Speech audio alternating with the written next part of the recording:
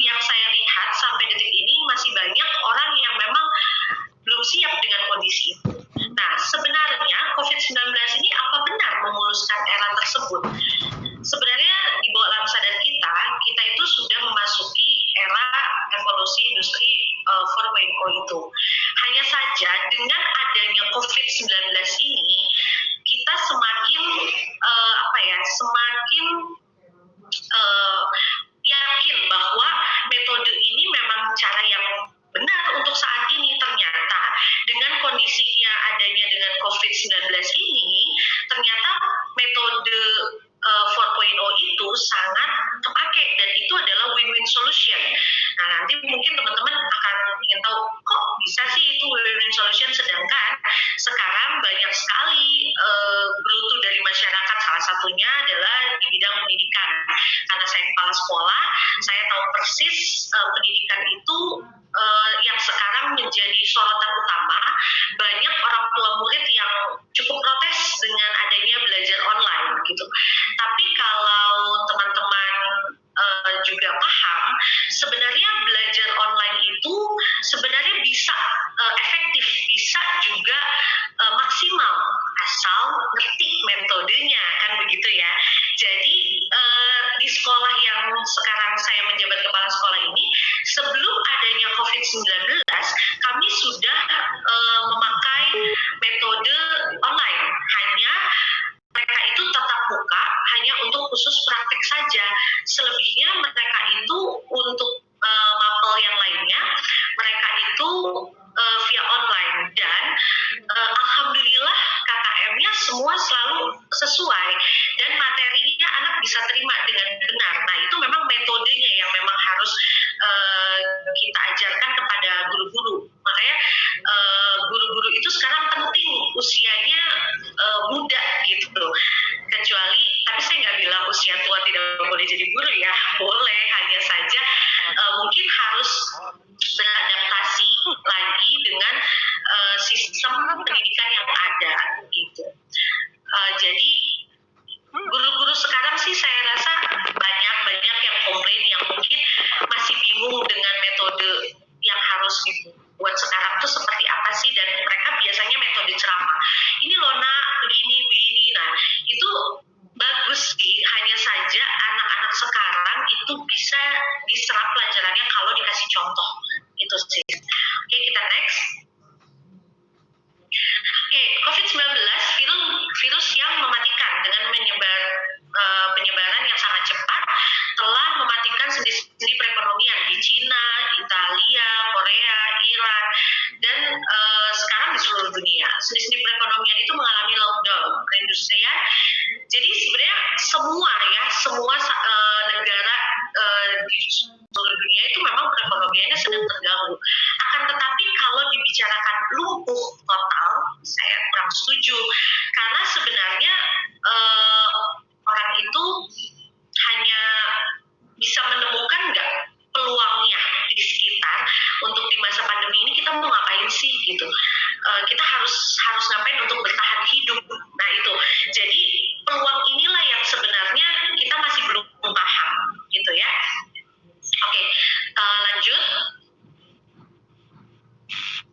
Oke, peluang bisnis baru di era revolusi industri 4.0. Nah, teman-teman, ini materi nanti akan di-share ya sama panitia. Jadi saya rasa ini sih bisa dibaca di rumah saja. Pada dasarnya peluang bisnis baru di era revolusi industri 4.0 ini adalah, saya sih langsung ke ini ya, tindakan gitu ya. Peluang bisnis itu sebenarnya banyak. Kalau misalnya kita mau contoh gini, di masa pandemi saat ini, kalau kita meminta uang atau beras kepada rekan-rekan untuk makan, untuk kehidupan, saya rasa sulit ya, karena saat ini teman-teman kalau mau minta sesuatu hal yang sifatnya sangat bernilai itu sulit sekali gitu, dan itu perlu kita ketahui. Nah, sebenarnya kita bisa kok meminta limbah dari lingkungan sekitar yang akhirnya bisa menghasilkan uang dan bisa menghasilkan membuka lapangan pekerjaan untuk orang-orang sekitar kita. Minimal kita membantu pemerintah untuk menghapuskan orang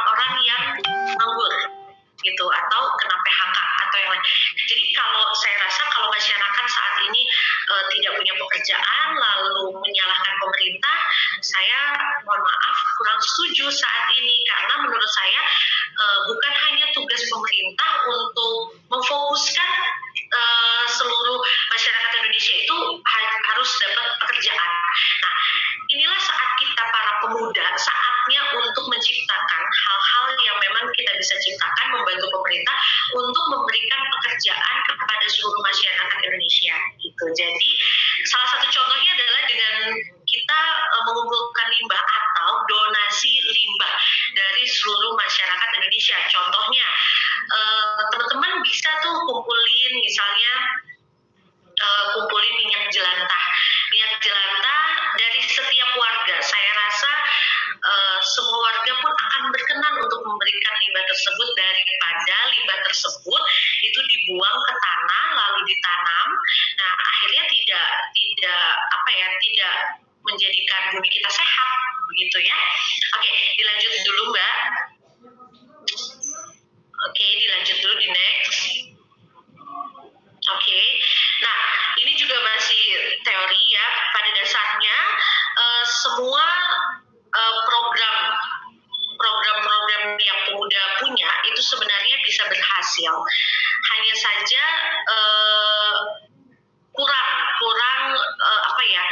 kurang yakin. Nah, itu sebenarnya bisa membuka pasar baru, mendorong pertumbuhan ekonomi yang baru, bisa menolong diri sendiri dan sekitarnya.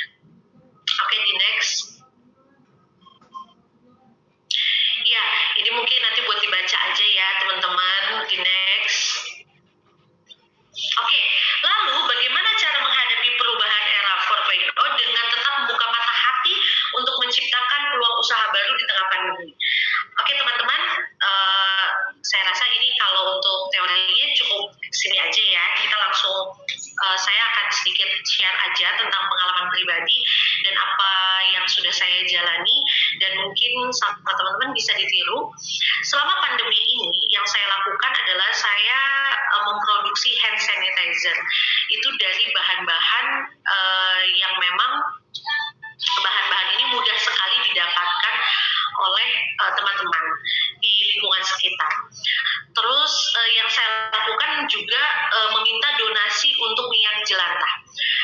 Pada saat pandemi 19 ini sebenarnya tidak semua juga lumpuh perekonomian. Ada juga yang memang tetap bisa bekerja dari rumah, lantas gajinya atau pendapatan per bulannya itu tetap stabil. Hanya saja ada beberapa teman-teman kita yang kurang beruntung. Nah, buat teman-teman yang kurang beruntung, mari kita rangkul untuk kita buat usaha home industry ya, dimulai dari kita untuk sekitar. Nah, buat teman-teman yang masih beruntung, alangkah lebih baiknya kita mengajak mereka untuk yuk berdonasi limbah atau sampah. Salah satu contohnya adalah minyak jelantah tadi. Di kegiatan saya, ini karena saya di penggerak PPLink Asih Bogor dan sekarang lagi masuk ke wilayah Depok, ini saya lagi menggerakkan pemuda di Bogor untuk mengumpulkan minyak jelantah. Nah, itu fungsinya untuk apa sih? Nah, satu titik poin yang pertama. Jadi, pada saat saya meminta pemuda untuk mengumpulkan minyak jelantah, itu artinya saya membuka peluang usaha atau membuka peluang untuk pemuda lainnya, atau kita nggak bicara klaster umur ya, mungkin yang lebih tua juga nggak masalah, untuk ikut mau mengumpulkan limbah tersebut. Nah, limbah tersebut nanti dikumpulkan di satu titik, itu di tempat saya, itu fungsinya adalah kita akan mengolah minyak jelantah itu menjadi sabun. Teman-teman, kondisi pandemi 19 ini bukan hanya perekonomian saja yang sulit, tapi air bersih pun sulit. Untuk baju pun itu banyak yang sulit menjadi bersih, benar-benar bersih, karena pasokan air yang minim. Mengingat sekarang juga kebetulan saya tinggal di Bogor, itu terkadang juga airnya mulai keruh. Nah, itu butuh sabun yang memang untuk mencuci piring, gelas, dan baju yang kita kenakan itu butuh sabun yang memang berkualitas sangat baik. Nah, teman-teman, dari minyak jelantah tersebut itu bisa jadi menghasilkan sabun yang memang sangat berkualitas baik. Nah, cuman sabun tersebut tidak untuk muka, tidak untuk badan, tapi untuk cuci-cuci, misalnya seperti cuci piring, cuci gelas, cuci baju, terutama cuci baju. Itu sangat bagus sekali menjaga kualitas. Kalau bicara wangi, sebenarnya terserah teman-teman senangnya tingkat kewangiannya seperti apa. Hanya saja ternyata dari minyak jelantah ini bisa menghasilkan hal-hal yang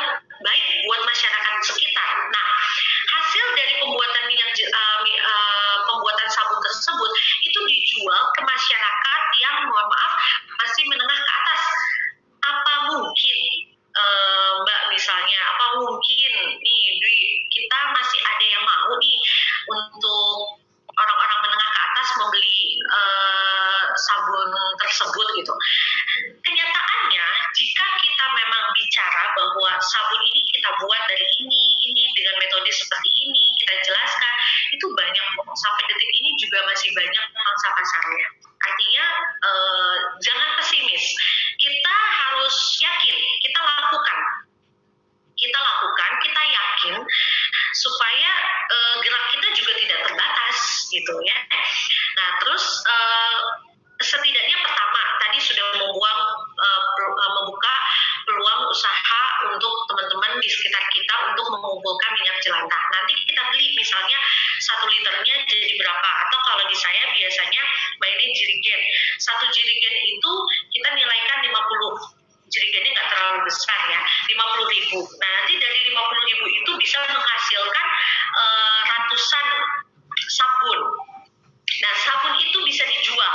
Sebagian itu bisa kita share atau berbagi kepada orang-orang yang memang kurang mampu untuk mendapatkan sabun yang layak. Artinya bajunya bisa tetap bersih, artinya dia terjaga kesehatannya. Terus piring dan gelas dan alat semua yang dipakai di dapur itu bisa bersih, artinya terjaga kesehatannya gitu kan. Nah itu salah satu contohnya. Nah terus di situ juga kita ngasih peluang kepada pemuda untuk ayo ikut jualan jadi reseller. Nah itu awal mulanya kita membuka peluang untuk mereka jadi reseller. Nah teman-teman, ketika teman-teman berpikir ingin menjadi reseller, biasanya mentalnya itu akan turun. Biasanya kalau ada pembeli atau konsumen itu sifatnya begini, bertanya atau mungkin berpendapat lah gitu. Oh kamu reseller ya? Oh jadi kamu induk sama orang dong. Nah itu biasanya mental tuh mulai turun, mulai drop. Dia merasa saya bukan pengusaha ya teman-teman. Reseller itu adalah awal mulanya pengusaha. Jadi kalau belum punya modal, jadi reseller itu jangan pernah malu. Yakin aja, jalan yakin, cari konsumen. Nah, dengan sendirinya waktu teman-teman sudah punya konsumen, nah itu setelah teman-teman juga menabung punya modal, akhirnya teman-teman jadi pengusaha benar gitu. Itu adalah tabungan yang paling terbesar buat teman-teman adalah konsumen yang teman-teman punya. Nah, di-maintain setiap hari.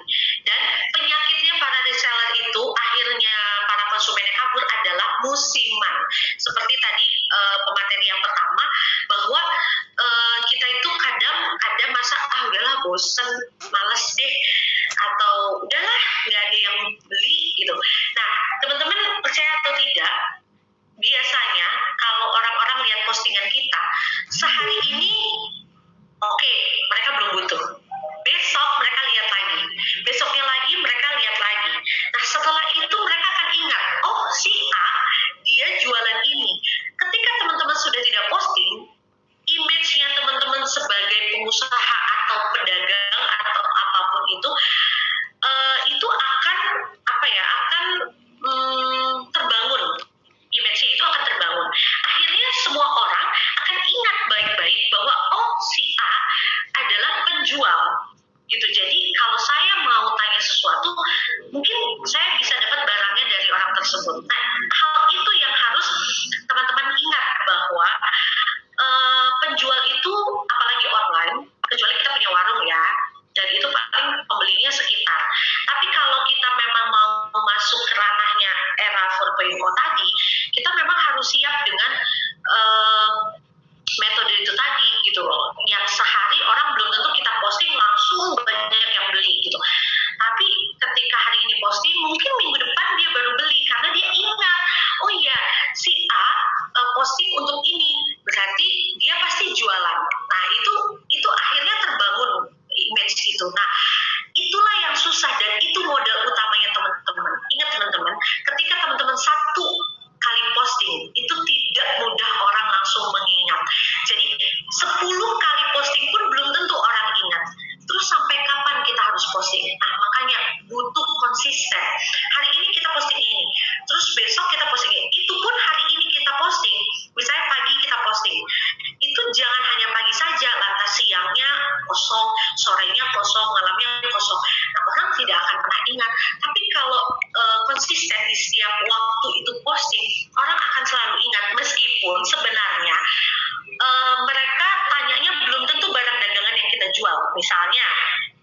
Misalnya saya saat ini jualan beras misalnya gitu ya.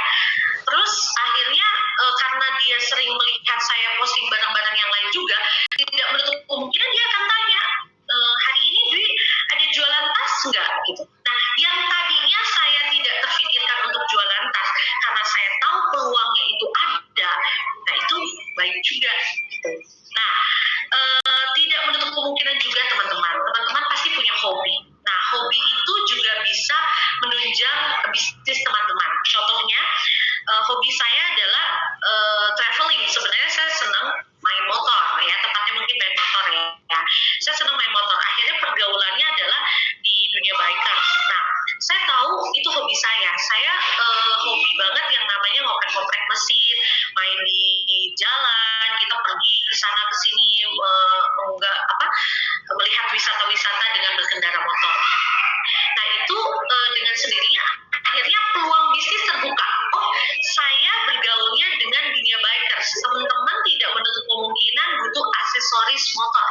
Nah, contohnya saya pengguna box, motor-motor box dengan merek-merek tertentu. Nah, akhirnya banyak peluang di situ teman-teman yang saya mau cari aksesoris box ini deh, lampunya putus atau ini, saya carinya ke Dwi aja. Nah, itu peluang.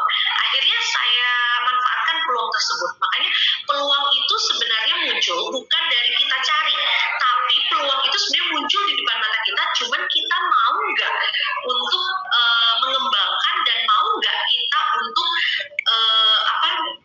mengambil kesempatan itu yang pada akhirnya kita membuat kesempatan itu menjadi hal yang bisa konsisten di setiap harinya. Itu sebenarnya. Itu salah satunya ya. Jadi salah satunya dari minyak jelantah tadi. Mungkin nanti teman-teman kalau memang mau mengekspor, mau benar-benar tahu untuk pembuatan minyak jelantah itu, karena saya nggak bisa praktekin secara langsung di sini secara live, karena memang minyak jelantah itu kita butuh di tempat terbuka, jangan di ruangan, karena itu terhirup untuk kita tidak bagus untuk paru-paru terutama. Jadi mungkin nanti kalau teman-teman memang saya mau dong gimana sih cara-caranya, adonannya, terus liter-literannya dan lain-lain itu seperti apa, terus cara pengopenannya sampai jadi sabun itu seperti apa, nanti bisa langsung hubungi ke saya, nanti akan kita kasih di akhir materi ya. Terus saya mungkin akan kasih satu praktek yang ini sebenarnya di masa pandemi saya cukup takjub juga, karena di masa pandemi ini saya melihat ada peluang waktu itu. Hand sanitizer yang harganya menggila sekali, mungkin teman-teman juga merasakan itu, harga hand sanitizer yang nggak masuk akal. Nah, dari situ saya melihat banyak teman-teman saya yang kena PHK. Banyak juga teman-teman saya yang sebenarnya hobi jualan, tapi dia untuk saat pandemi ini nggak mungkin jualan yang lain karena kebutuhannya mungkin hand sanitizer, masker, dan lain-lain gitu kan. Nah, akhirnya dia bingung gimana ya caranya, saya nggak punya peluang yang hebat nih gitu.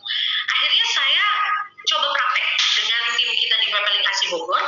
Akhirnya kita menciptakan satu hand sanitizer yang ternyata pembelinya luar biasa, dan alhamdulillahnya sudah terbang ke Bali, sudah ke Jogja, sudah ke Malang, sudah ke Sumatera dan Kalimantan, alhamdulillah sekali gitu. Nah, hand sanitizer ini banyak sekali yang suka. Alasannya mereka bilang gini, kita suka pakai hand sanitizer ini karena kalau produk-produk yang biasanya produk pabrik kan, itu biasanya 1 hari 10 kali pakai itu pasti telapak tangan kering atau cenderung pecah, cenderungnya biasanya pecah. Nah, itu yang mereka hindari. Sedangkan menggunakan hand sanitizer itu sebenarnya dalam sehari itu bisa berkali-kali gitu, karena kebutuhan gitu, kita sentuh sedikit, nah itu kita langsung pengen pakai hand sanitizer gitu. Kalau memang kegiatannya hanya di rumah saja, bekerja di rumah sih mungkin tidak terlalu butuh ya, tapi saat ini kita tahu sudah mau masuk dunia normal, nah itu akhirnya hand sanitizer itu kemana-mana di kantong kita selalu ada gitu. Nah, hand sanitizer itu semakin sering disemprot, ini hasil analisa saya dari para konsumen ya. Jadi semakin sering disemprot itu telapak tangan kasar, terutama perempuan nih yang sering menjaga. Mereka komplain kenapa selama akhirnya pikir kitanya teman-teman bisa tetap terjaga dengan hand sanitizer itu, tapi kualitas kulit semakin banyak pakai hand sanitizer, semakin sering semprot, justru semakin kulit kita halus atau lembut. Nah, itu yang diinginkan oleh konsumen saya. Akhirnya kita mencari di Pepeling Asri Bogor, kita kupas tuntas untuk urusan itu. Nah, teman-teman, sekarang saya mau praktekkan nih. Mungkin teman-teman nanti bisa tiru di rumah, coba buat, coba dipakai ke tangan. Kalau memang enak, boleh diproduksi. Teman-teman mengajak teman-teman sekitar untuk produksi. Akhirnya coba mungkin dengan sampelnya berbagi dulu dengan teman-teman lainnya. Kalau memang oke nih, atau oh ternyata kurang ini, atau memang merasa sampai di rumah ternyata pas dipraktekkan, kok gini sih mbak, kok beda, kok gini. Nah, itu boleh nanti berhubungan atau komunikasi dengan saya ya, bagaimana caranya supaya hand sanitizer-nya itu wangi, dan nggak hanya wangi gitu, tapi memang merawat kulit dengan sangat baik gitu.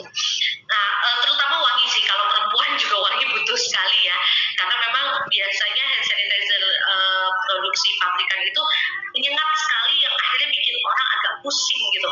Nah, kalau yang hand sanitizer kita buat ini udah wangi, melembutkan kulit, pakai setiap hari, bisa hari berapa kali itu malah semakin enak kulitnya. Nah, ini saya siapin nih, ada satu mangkok, ini sudah bersih ya. Nah, ini sebenarnya teman-teman buat bikinnya itu boleh di mangkok kaca, boleh, atau enggak di plastik, baskom juga boleh, terserah. Ini yang mau saya buat untuk kita ukuran 100 ml dulu deh ya. Jadi teman-teman nanti bahan-bahannya tolong dicatat ya.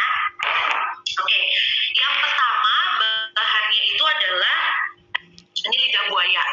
Teman-teman, lidah buaya ini sebenarnya kalau bicara lidah buaya kualitasnya harus yang seperti apa? Sebenarnya pada umumnya lidah buaya itu sama saja. Hanya saja teman-teman benar nggak untuk memotongnya dan benar nggak untuk mengolahnya. Nah, itu sebenarnya yang jadi masalah gitu. Kalau lidah buaya itu ada yang selalu bilang, ih lidah buaya ini jelek, gak ada dagingnya gitu. Sebenarnya ada, semua lidah buaya itu ada dagingnya, hanya saja mengupasnya benar atau tidak. Ini ya, yang pertama lidah buaya teman-teman. Ini kita mau bikin untuk ukuran 100 ml aja dulu ya. 100 ml itu teman-teman bisa pakai kok sekitar 2 minggu kali ya. Kalau boros banget 1 minggu lah ya. Dan ini juga hand sanitizer ini juga bisa untuk membersihkan gagang pintu. Misalnya teman-teman mau buka pintu, terus berhubung teman-teman nggak pakai sarung tangan, semprot dulu pakai itu, lalu dielap atau pakai tisu, boleh teman-teman pegang itu. Nah, kalau teman-teman bilang emang kumannya mati ya, nah nanti ada pendukungnya gitu ya. Oke, yang pertama ini lidah buaya ini ya. Saya nggak ada ketentuan berapa sentimeternya, sebenarnya sih secukupnya aja. Tapi intinya semakin banyak lidah buaya, teman-teman kulitnya semakin lembut. Itu aja sih sebenarnya. Jadi untuk perawatan itu supaya lebih oke, jadi hand sanitizer-nya juga enak di tangan, untuk berkali-kali pakai, lidah buayanya semakin banyak. Oke, ini ya yang pertama. Terus yang kedua, ini adalah serai biasa ya teman-teman. Serai biasa. Sebenarnya satu batang ini aja udah besaran sih. Kita cukup pakai kecil aja sih. Ya, serai ini antiseptik ya, untuk teman-teman biar kuman-kumannya pergi cantik ya. Terus kita lanjut, ini ada kemangi ya teman-teman, daun kemangi kita suka dapat di pasar. Kalau orang Sunda bilang serau ya kan, bisa dapat kemangi itu. Sebenarnya kemangi itu cukup dipakai sangat sedikit. Fungsinya kemangi itu adalah sebenarnya gini, kemangi kalau ketemu alkohol itu dia efek intinya juga semakin dapat. Terus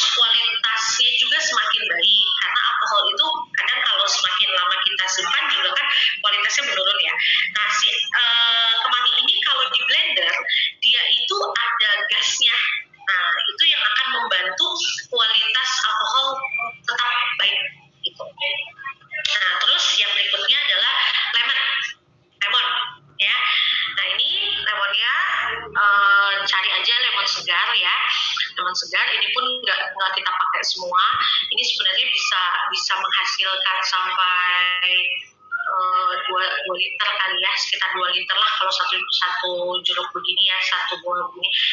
Nah ini sebenarnya fungsinya adalah wangi, terus untuk antiseptik juga, dan hal yang hal yang menyenangkan juga dari si jeruk ini sebenarnya wanginya jadi tahan lama di tangan gitu ya. Oke, itu teman-teman. Nah saya kasih lihat dulu, ini adalah air hasil dari lidah buaya tadi. Jadi lidah buaya ini dikupas, lalu setelah itu dagingnya dipisahkan, jangan kena air sama sekali ya, berusaha untuk tidak kena air sama sekali. Nah setelah itu di blender. Nah kalau sudah di blender, ini hasilnya ya, airnya nggak terlalu bening.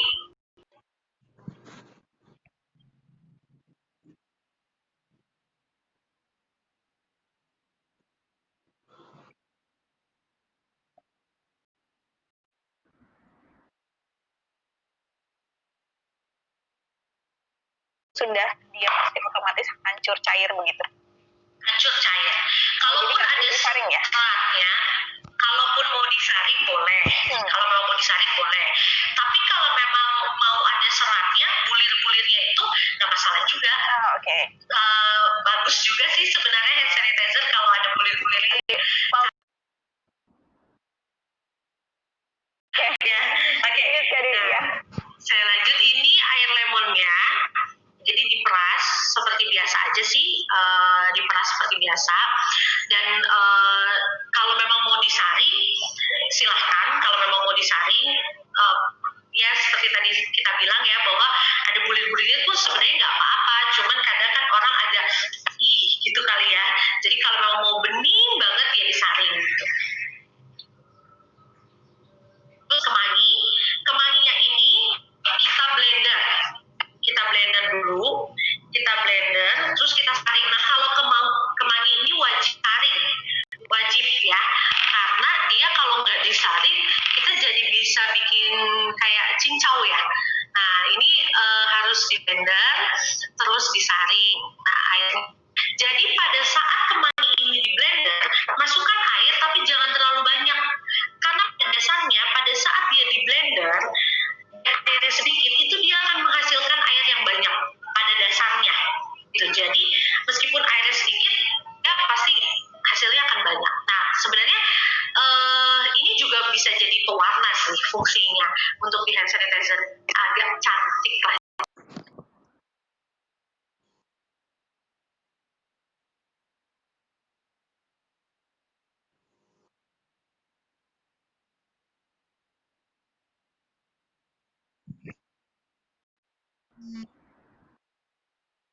Ada bulir-bulir yang turun atau ada serat-serat sisanya itu yang ikut, yang akhirnya sudah menyebar-nyebar di dalam panci tersebut. Itu direbus, airnya direbus. Oke deh ya, tadi untuk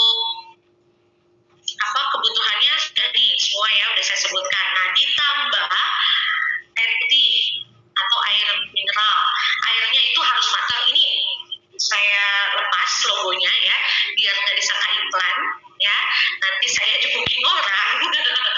Oke, ini jadi air mineral harus air matang. Nah teman-teman, kalau misalnya teman-teman tanya, boleh nggak kalau itu air mineralnya saya nggak beli, tapi air dari rumah? Boleh teman-teman, tapi ada tapinya. Tapi tidak boleh, misalnya teman-teman mau memasak airnya itu dari air yang langsung dari air pump PDAM, itu nggak boleh, karena dia merusak. Ternyata hasilnya jadi jelek untuk hand sanitizer-nya gitu. Nah jadi air yang disarankan adalah air sumur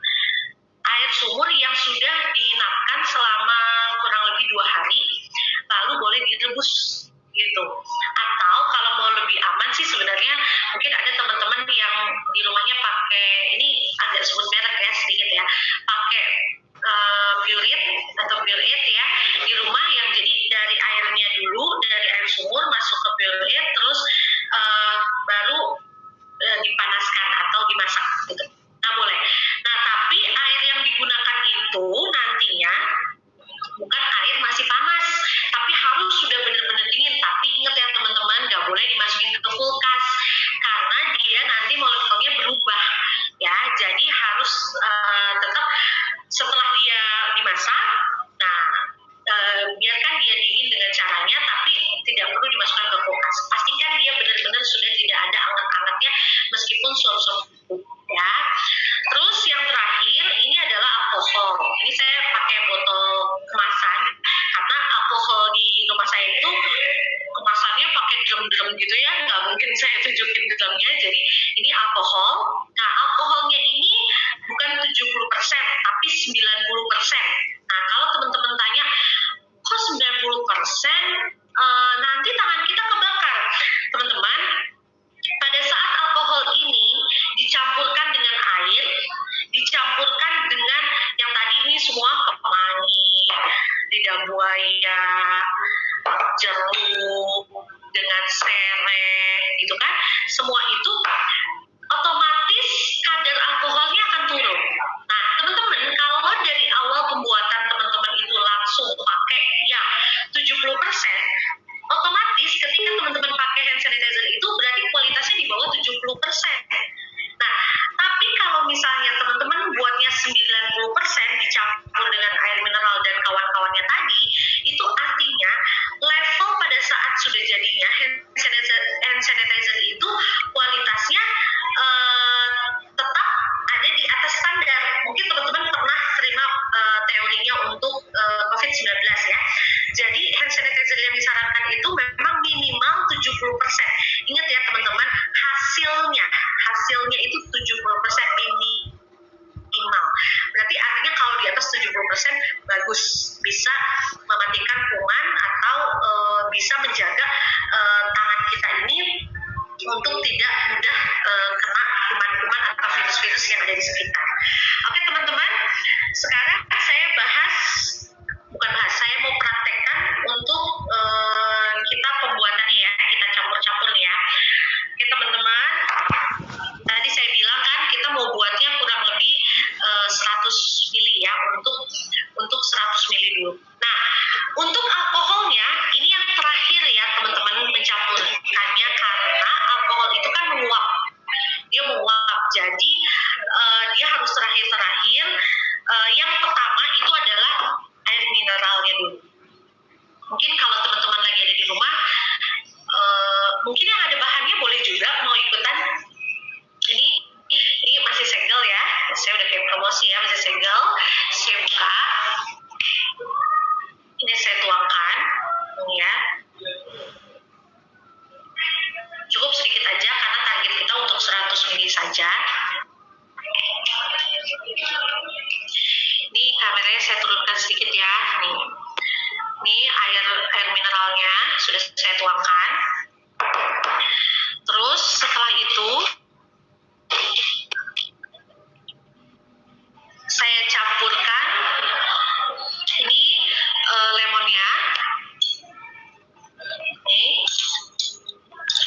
targetnya teman-teman kan cuma 100 ml. Jadi setengah sendok pun sudah cukup saya rasa. Ya, setengah sendok saja. Masuk.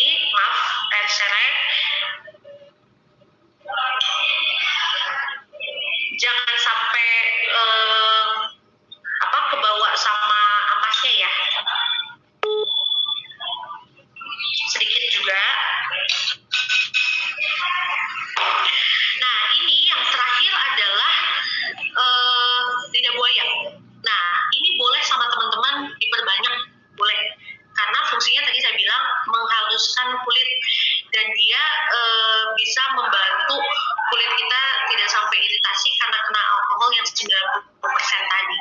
Nah, jadi ini yang membantu kulit kita untuk aduh ini zoomnya nggak bisa cium aroma sih ya, ini udah wangi banget nih ya kan. Nah ini saya campurkan untuk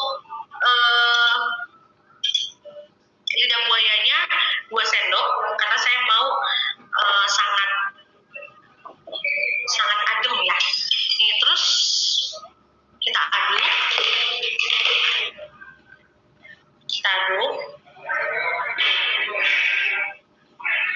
Pastikan semua merata. Kalau lidah buayanya masih ada bulir-bulir yang tadi dibahas, nggak apa-apa, diaduk aja. Oke, pastikan semuanya udah merata. Nah, kalau sudah merata begini, baru kita campurkan alkohol yang terakhir. Nah, teman-teman, mungkin saya agak sedikit kasih tahu dulu nih buat ini ya, sebelum nanti ini di finishing ya. Jadi takaran pastinya itu adalah bahan-bahan tadi, seperti ini kalau kita bicara untuk 100 ml ya, bahan-bahan kayak jeruk, kemangi dan lain-lain itu hanya 10%. Hanya 10%. Kecuali buat lidah buaya. Nah, kalau lidah buaya itu dia jadi 10% yang pertama itu buat kemangi, jeruk, sama serai. Nah, 10% yang kedua itu buat lidah buaya. Ya. Terus buat berarti kan masih ada sisa 80% nih. Nah, itu 50-50 antara air dan alkohol. Ya. Oke, saya campur nih alkoholnya. Saya masukkan alkoholnya.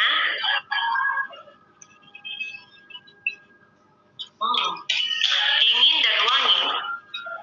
Andaikan Zoom bisa merasakan aromanya.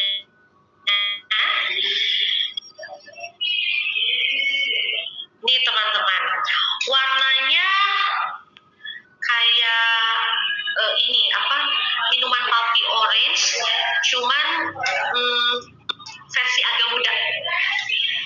Jeruknya wangi banget, aroma jeruknya wangi banget, dan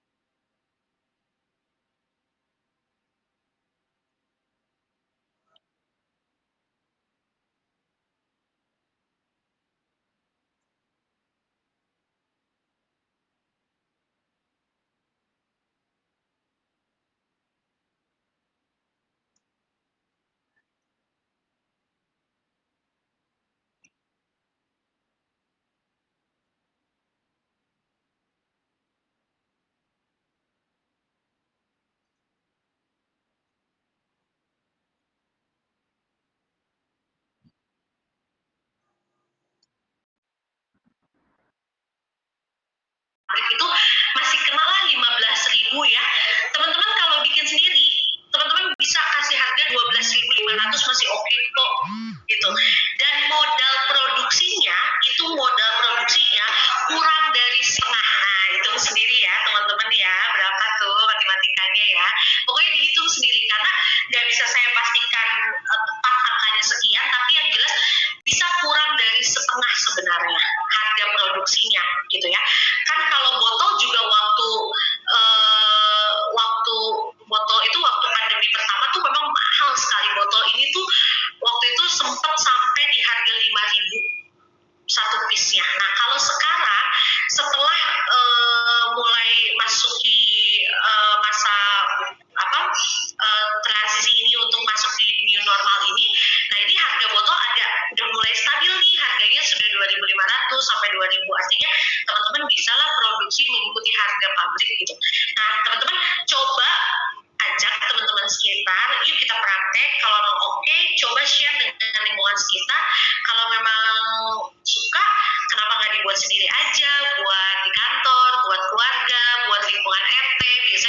Luna butuh banget nih kayak gini-gini karena lingkungan RT biasanya kepengen juga punya seperti ini.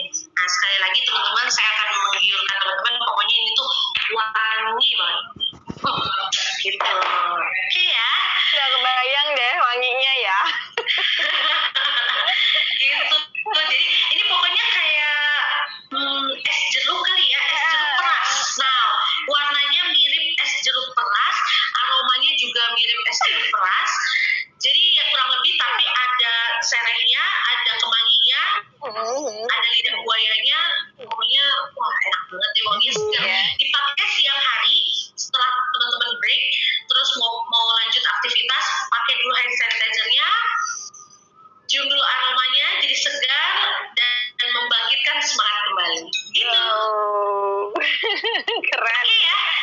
Oke, jadi ini baru hand sanitizer. Hand sanitizer nih Mbak. Tapi kalau untuk praktek lainnya saya bisa makan 5 jam nih ya Mbak buat praktek lainnya. Ya pada dasarnya teman-teman kalau misalnya mau berusaha apapun itu harus yakin bahwa bahwa apapun usaha yang mau teman-teman garap itu yakin aja dulu nggak ada teman-teman usaha itu hari ini teman-teman mulai hari ini hasilnya tidak ada. Betul. Seperti saya di Plan B ini saya rakitnya membangunnya itu udah dari beberapa tahun sebelumnya sampai akhirnya sekarang bisa ada WO-nya, ada IO-nya, ada agensinya itu karena proses. Nah, dan mencontek itu boleh teman-teman, mencontek itu boleh.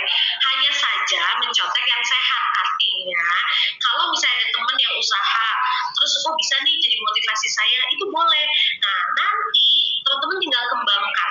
Soal rezeki kembalikan sama Tuhan karena Tuhan yang punya rules gitu. Kita yang penting jalanin aja dengan ikhlas, dengan cinta kasih, karena dengan hati kita, kalau hati kita udah tergugah, lingkungan kita juga akan mendukung, alam, orang tua, semua akan mendukung. Gitu ya. Oke ya, saya rasa cukup nih. Cukup ya materi dari saya. Nanti untuk praktek lainnya, kalau misalnya teman-teman udah mau minta ilmu yang lainnya untuk sabun dari minyak jelantah atau misalnya bikin bangku dari sampah-sampah yang lain atau yang lain-lain, boleh saya dengan senang hati menerima chatannya dari teman-teman atau ingin bertanya lainnya atau misalnya pas misalnya saya lagi ke daerah lain atau lagi ke Jawa Timur, lagi ke Jawa Tengah, itu kalau kita mau ketemu untuk praktek secara langsung boleh banget, saya senang banget. Oke ya, terima kasih. Bisa di-share itunya ke Dwi IG atau Facebook atau Twitter gitu? Boleh.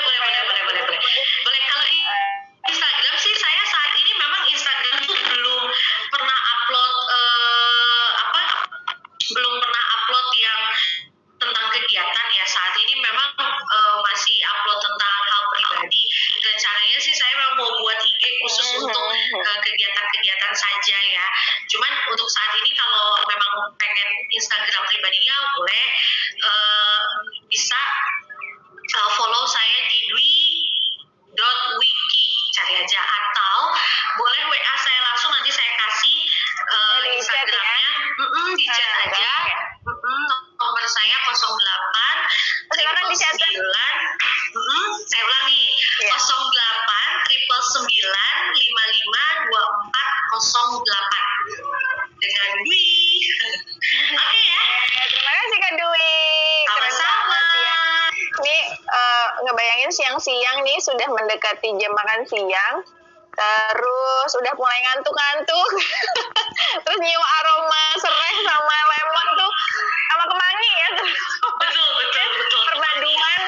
Perpaduan kesegaran yang luar biasa. Betul banget.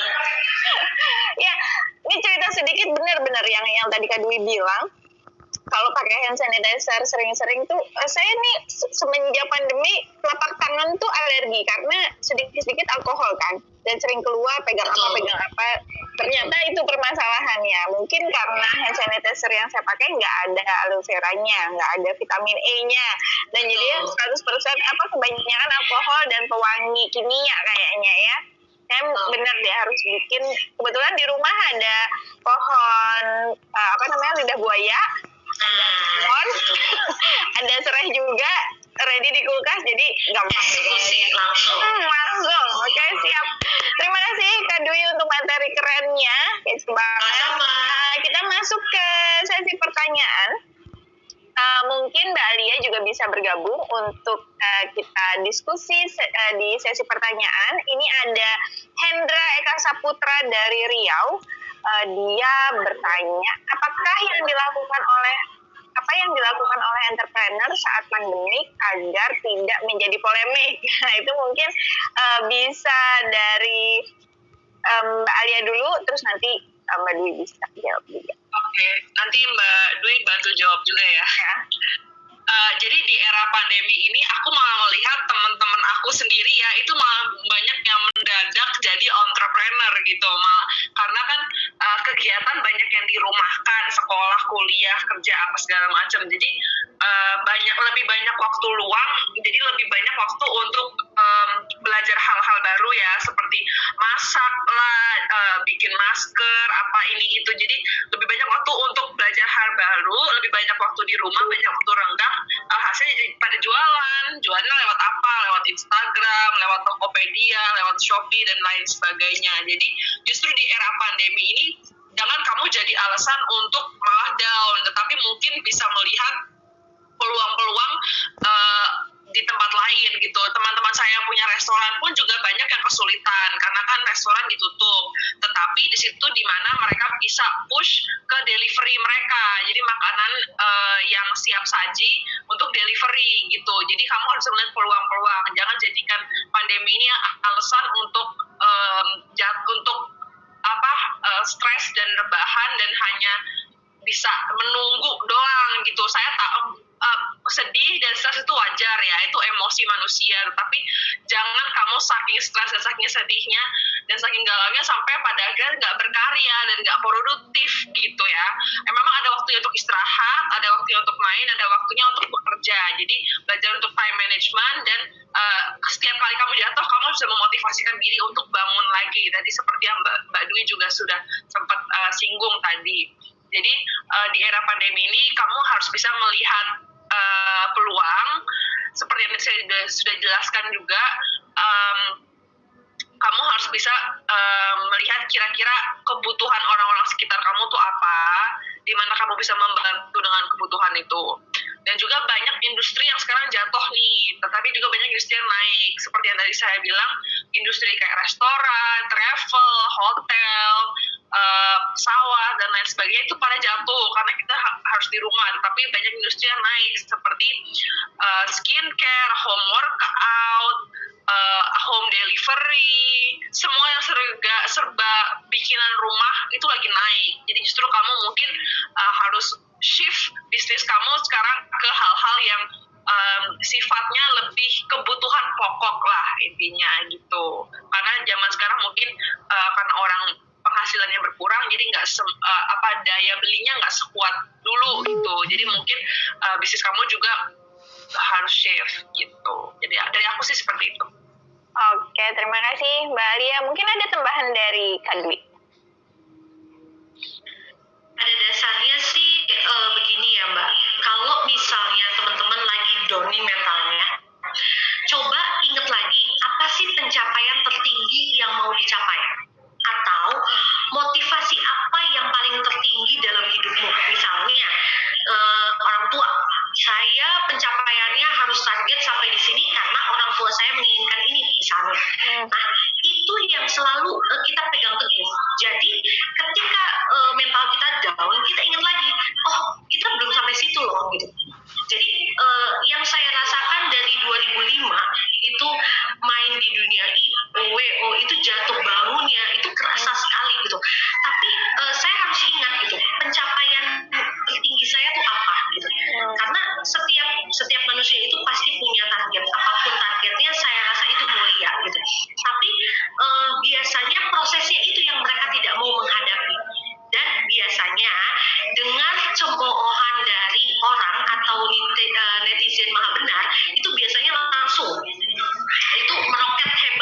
biasanya. Nah, mungkin saya sedikit berbagi tips nyeleneh sama teman-teman. Jadi kalau ada lingkungan sekitar yang tidak mendukung apa yang menjadi ide kita atau hal yang mau kita capai, terus misalnya dia meremehkan dengan segala hal, dengan segala caranya mereka yang apa sih, lu kok jadi orang halu sih yang kayak gini gitu kan. Nah itu coba deh teman-teman sekarang berubah mindset bahwa netizen maha benar itu adalah fans terberatnya teman-teman. Jadi tanpa ada mereka, teman-teman itu nggak akan jadi hebat. Jadi kalau teman-teman berpikir, oh dia tuh jahat sama kita, nggak ada. Orang itu nggak ada yang jahat, teman-teman. Sebagai supporter paling depan Betul, gitu ya, bikin. betul. Percaya atau tidak, sahabat kita terdekat aja belum tentu paham kalau rambut kita misalnya ada yang berubah. Dia pasti akan berpikirnya, ya sudahlah, memang begitu-begitu aja per rambutnya. Tapi para fans kita yang netizen maha benar tadi, dia akan tahu 1 senti aja rambut kita berubah, dia akan tahu. Nah, itu adalah orang yang paling perhatian sama kita sebenarnya. Nah, harusnya kita bersyukur sama orang-orang yang seperti itu. Jadi jangan kita malah memusuhi. Justru dengan adanya mereka, kita semakin besar. Nah, itu yang harus teman-teman ingat, bahwa netizen maha benar itu tidak selamanya harus kita usir cantik, tapi justru kita pelihara dan kita rangkul supaya mereka bisa jadi keluarga untuk kita. Iya. Karena masukan-masukan penting tuh dari mereka sebenarnya. Benar. Jadi kesalahan umum, ini pertanyaannya nyambung nih dari Yusuf, kesalahan umum dan mendasar yang menyebabkan pemuda gagal yaitu karena mungkin terlalu baper ya. Betul. Motivasi kita jadi turun, akhirnya konsistensinya juga udah lewat gitu aja. Lupa dengan mimpinya tuh. Iya, oke. Tip mantap. Nah, ini lanjut ke pertanyaan berikutnya, karena Kak Dwi juga seorang kepala sekolah, terus entrepreneur juga. Nah, nanti Mbak Lia juga bisa kasih masukan. Tadi sempat dibahas-bahas, gimana sih cara merubah mindset anak muda yang cita-citanya PNS nih gitu, kan bisa jadi PNS. Apalagi tuntutan dari keluarga ya, pokoknya kalau nggak jadi PNS bisa dicoret di kakak. Gitu. Oke, silakan. Dari Mbak Lia dulu boleh. Kalau menurut aku ya ini kok butuh kolaborasi ya, karena nggak mungkin dari satu sisi doang, hanya dari pemerintah mendorong orang jadi entrepreneur, karena ini nggak ada yang jadi PNS dong, nggak ada dari tapi di sebagai PNS pun yang kerja di kementerian banyak yang sampingannya ada bisnis usaha juga gitu. Jadi ya it's okay, nggak apa-apa kalau memang mimpi kamu jadi PNS atau jadi pekerja swasta. Kita juga nggak bisa semua orang jadi entrepreneur. Nanti yang beli siapa? Nanti yang kerja itu siapa? Nanti yang kerja buat menjaga regulasinya siapa? Yang nggak bisa, harus balance. Tetapi jangan tapi di Kementerian Pemuda dan Olahraga kita ingin mendorong terutama anak-anak muda yang mungkin lagi kuliah atau baru mau kuliah itu, jangan kalian terlalu stres mencari kerjaan. Kamu malah mempekerjakan diri kamu sendiri dan pekerjakanlah orang lain sekitar kamu, biar kamu jadi anak muda yang benar-benar bermanfaat bagi lingkungan kamu, bagi negara kamu gitu.